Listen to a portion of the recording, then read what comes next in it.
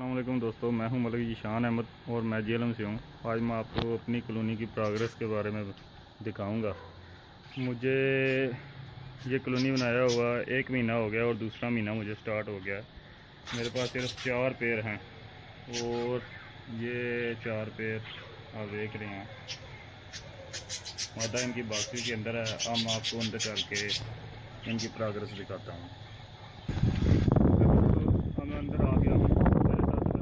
Progress दिखाता हूँ।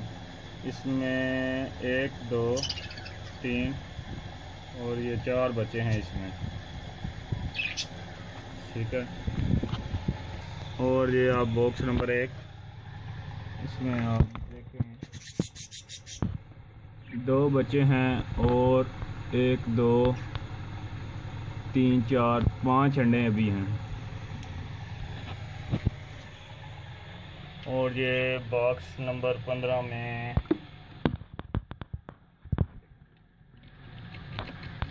1 2 3 4 5 6 7 और इसके पीछे 8 अंडे हैं इसमें। और अब ये बॉक्स नंबर 8 में ये देखें 1 2 3 और 4 अंडे हैं इसमें। ओके दोस्तों, ये थी कॉलोनी की प्रोग्रेस। अल्लाह हाफिज़।